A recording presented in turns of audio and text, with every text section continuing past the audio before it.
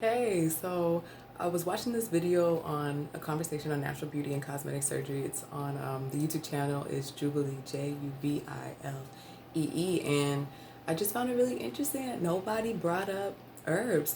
Nobody brings up the power of plants, and it really has me concerned and wondering how miseducated we are on plants and on herbs. I'm in, I guess, that kind of community, in that conscious community. So to me, it feels like everybody knows about these type of things, but when you're watching certain videos and certain things don't get brought up, it becomes kind of concerning. No one talked about, that fennel seeds can help your chest grow bigger, or, there's different plants to use if you really feel like you need cosmetic surgery on certain things. There's exercises and herbs and just natural ways that are cheaper and healthier and can get you the results that you want. Also, I'm surprised that nobody talked about ancestry. Nobody brought up the fact. I personally feel like, and the reason cosmetic surgery isn't for me, is because I have I just feel like I'm representing my ancestry and I'm representing my celestial tribe when I embrace what I was given. Not everybody feels that way. That's not everyone's culture. I'm not trying to push that type of mentality onto others, but I do feel like we need to share more of our perspective and just different ways that people think. Not everybody is for implants. Um, I know so many people who make fun of women with Botox. Like, it's just kind of like, dang, like they look like an alien. They don't look real. They don't look natural. There's jokes. And then on the other side, I don't know if everybody, and I'm not saying that negative commentary is a good thing to make fun of these women for their choices and their beauty regimen and whatnot, but it's just starting to seem that it's normal, and it's really not. Not everybody feels that way. I think people are afraid to speak on it because the media and Hollywood and maybe cultures that aren't our own are making it seem normal, or the money in it. I don't know exactly what it is, but it's not something that everybody celebrates. If you don't feel like it's right for you, you're not alone. If you do feel like you need cosmetic surgery, that is your personal decision, but there are so many other options. And then there's this discussion. The woman brought up how she feels as a middle-aged woman that she has to compete with 20-year-olds. I honestly feel, and maybe this is because I'm a black woman, that the 40-year-olds look better than us. They have more money than us. They're doing their thing. Like, they have more wisdom than us. I don't feel like honestly, if a middle-aged woman wanted to come and take my man, I say this all the time. Like, I wouldn't even compete with that as a 20 something year old. And I don't know what this thing is between, maybe because I'm not middle aged yet, but this whole thing about worried about getting old, there are cultures that feel like getting old is a beautiful thing. And then last but not least, I also feel like if you're in a city that isn't celebrating your beauty, you need to move.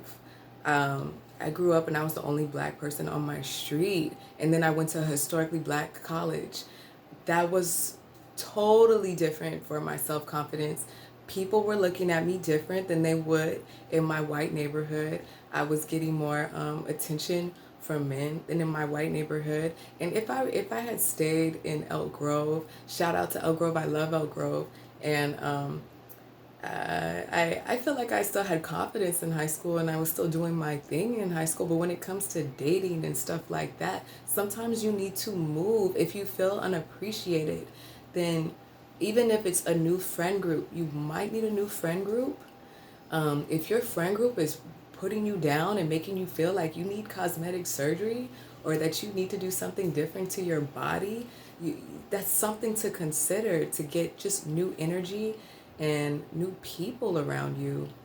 So this video is just, I just want young girls to know that especially like you don't need money, you don't need you need you need maybe a different mindset sometimes, or just, you know, people to support. And I just want to support those women out there who feel unsupported, like they have to really do this Photoshop in real life, and you really don't. There are so many different ways to get desired results. When I had acne, um, you know, none of those products and stuff at the store work. They have so many chemicals on it, chemicals that made me get more acne. It wasn't until I used natural products like Dead Sea Mud. I now exfoliate with coffee and moisturize with honey. That's how I get rid of any upcoming acne on my face. You know, and coffee is what I can get coffee at the store for less than $5 compared to a whole package of Proactive that just dries out my face and makes my face produce more oil and create more acne.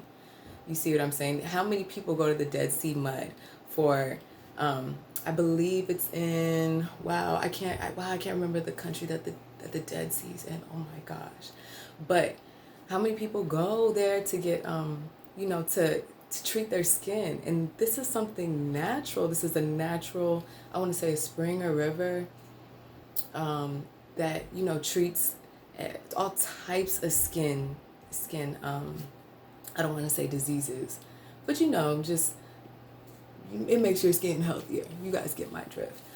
So just know that there's other options out there, and try to get more into alternative media and people who have alternative viewpoints, and maybe some firsthand perspective on things. I don't always, please don't believe advertisements and stuff. I know it gets into your subconscious mind and it gets into our heads, and then we think that's the only way, or that we need to try that or this. But I'm so serious when I say this. Please, research is so key. So yeah, just for anybody that didn't know, I know a lot of you do know, but just for anyone that didn't know, be proud of your ancestry if you feel like you can do that, and check out herbs and maybe consider your friend group.